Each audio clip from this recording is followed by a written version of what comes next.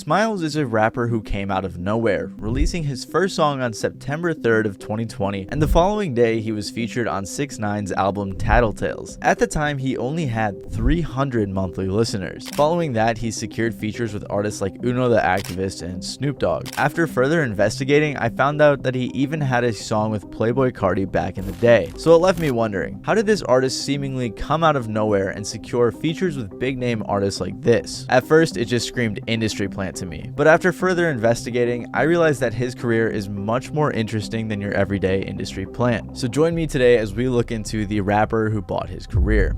You caught me. So I actually covered Smilez a while ago in my video called Industry Plants That Failed. There were definitely a lot of missing pieces, but I did have a good hypothesis. And to make sure I could confirm my theory, I called him up myself and asked whether or not it was true. So let's start off with what we know. Smilez came out with his first song, Head Shoulders, in 2020. And the following day he was featured on 6nine's album. He continued releasing singles, and only 3 songs later came out with a song featuring Snoop Dogg. 4 songs after that, he had a song featuring Uno the Activist. Now since then he hasn't had any other crazy features, but just the fact he was able to get those right away was pretty surprising. All of these songs were released under the label Create Music Group, a label that has worked with artists like 6ix9ine, YNW Melly, and plenty more. So at first it just seems like your everyday industry plant, but there's much more to the story. The first thing that became apparent to me when looking into Smilez is that he had some money. So his dad is a guy named Bruno Mascolo, who is a multi-millionaire. He's one of the founders of the hairstyle company toni&guy. I even found a picture of him with Harry Styles, so maybe he had some music industry connections. I found 3 pieces of evidence that helped me to be sure that this guy was his dad. The first one was that he follows both Smilez and a Smilez fan page on Instagram. The second was that they both have the same name. And the third was that he mentioned in an interview that he has a son in a rock band in LA. And you're probably thinking, Smilez is a rapper, not some dude in a rock band in LA. Well, that article was actually from 2011, and after reading that is when I found out that he used to be in a band called Drive A. In 2007, when Smilez was just a 14-year-old Bruno Mascolo, he formed the band Drive A with some friends. He said he grew up listening to punk rock and hip-hop, but got his first guitar when he was young and really took an interest to the punk rock scene. Throughout his time in the band, they played many shows, released 2 full-length albums, have a handful of music videos out with solid views, and even did some tours.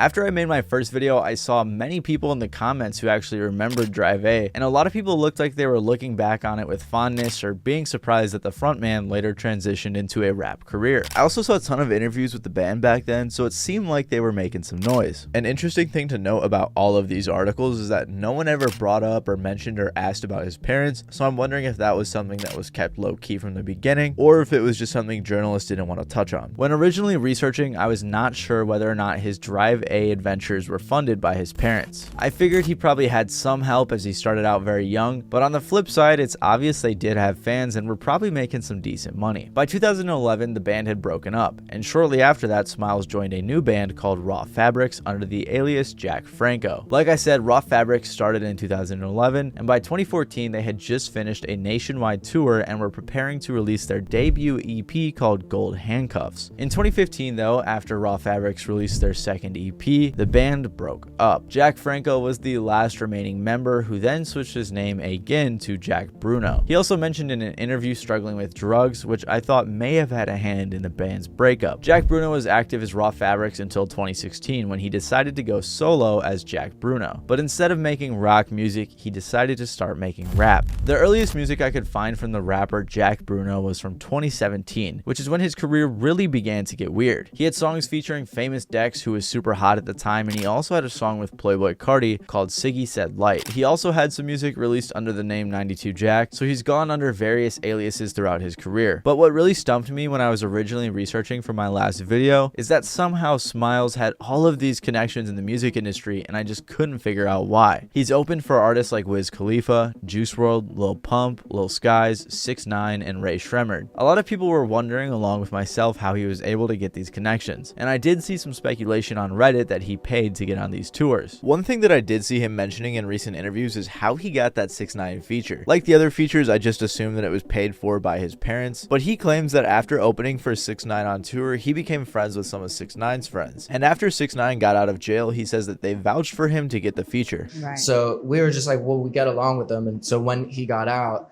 it was kind of like, damn, you know, like I respect, you know, like Smilez like hung by my day ones. We end up at the safe house when he's making that album. Regardless of whether or not this is true though, it doesn't explain how he was able to get these other big name features with artists like Carti or Snoop Dogg, which I'd imagine are much harder to get. Plus at the time 6ix9ine got out of jail, I doubt there were too many other artists who were willing to work with him. But then in 2020, Jack Bruno again rebranded into Smilez. The image he was running with kind of made me think industry plant, but also the money that his parents had kind of made me think he planted himself in the industry. But when I posted the video, I did not have a concrete answer. So this was all of the information I was able to find for my previous video. All of it was based on a scarce amount of articles that were left remaining on the internet. Interestingly enough, a couple of those articles were deleted following the video. I'm not sure if that was Smilez or what happened, but they're gone now. The theory I put together for the video was that Smilez had a successful career in the rock scene, may have made some money, but not enough to fund a rap career. So I theorized that his parents helped him out with features from artists like 6ix9ine, Snoop Dogg, and Playboi Carti. I posted the video confident in my incomplete theory, thinking that this was the rapper who bought his career. But I was also still curious to know more. After no more comments providing any information about his career, I was ready to give up. But then I later checked back on the video and noticed a comment from Smilez himself who offered to clear things up for me. So I DM'd him to get an interview and just simply asked him myself for this story. He agreed, and straight out of the gate I asked him whether or not his parents were the people who funded his career. I was under the impression, and you can correct me if I'm wrong, but it seemed like from what I had seen that like you had some money to start off with and kind of funded your own career with your family. Is that inaccurate too, or no? To a certain extent. And I'm not gonna lie, it's not like I try to hide that, but it's kind of like, it's impressive to people when they hear that at first, usually when I like will meet people.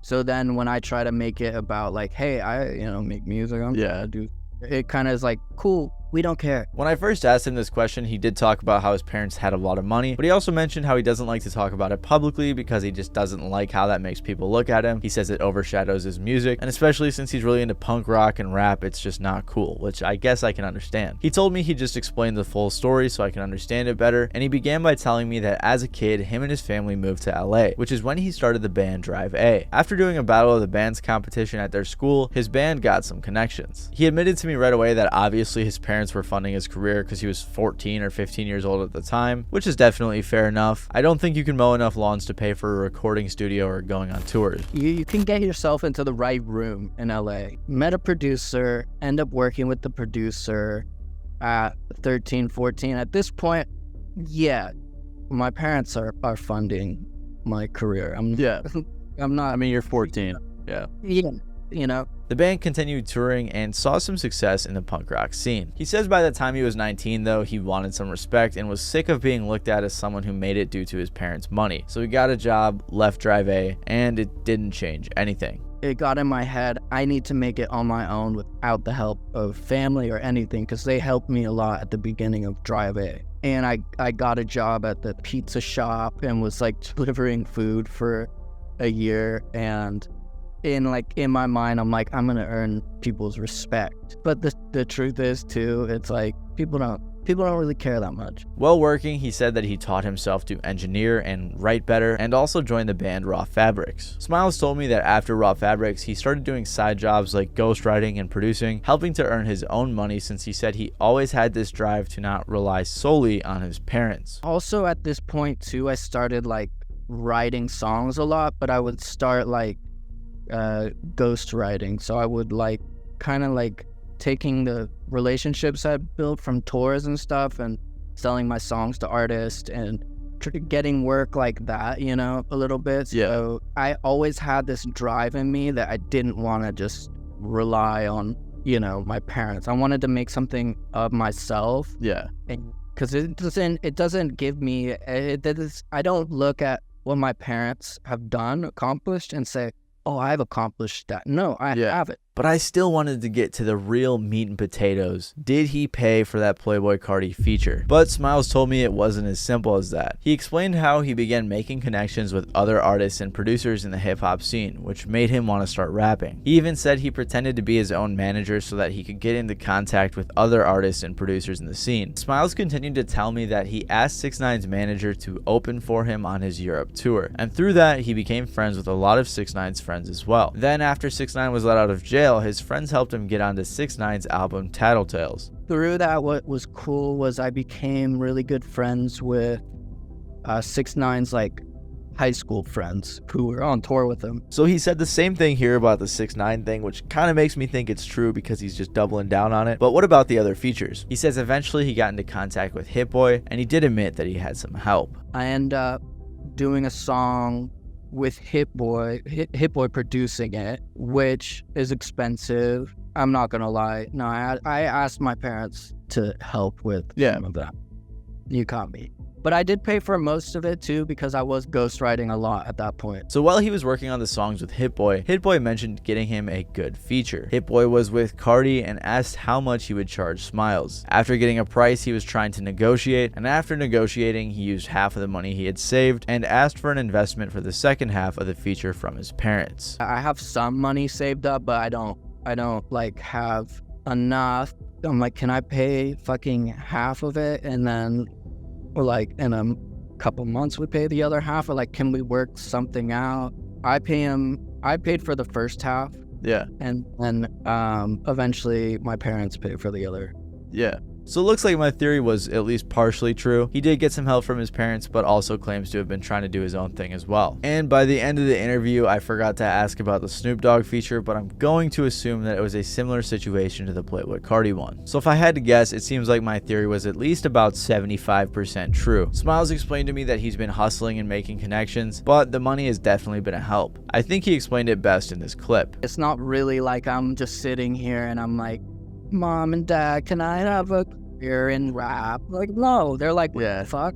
We don't want you to be a musician. Go to fucking school, go be a lawyer. I knew. It was like people Google my parents and they go, aha, we found it. You're exposed. And I'm like, dude, it's really more complicated like that. However, I have to say I do respect him for keeping it real with me. A lot of people probably would have just lied or denied the fact that their parents had money or said these aren't my parents. But it seemed like he was being honest with me, so it makes me more inclined to believe the rest of his story. I appreciate the fact he even agreed to the interview, and he seemed very genuine about how he wants to move past the fact that his parents have money and solidify himself as an actual artist. Regardless of whether or not you believe the story, it looks like, my intuition was correct. I'll post the whole interview on my second channel so you guys can get an idea of what I mean and judge for yourself if you want to believe the story. But all in all, I think Smilez had a very fascinating career that was definitely interesting to look into. Let me know what you guys think in the comments below. Other than that, I hope you guys enjoyed. If you did, please make sure to leave a like, and other than that, this has been Matty Balls, and I'll see you guys next time.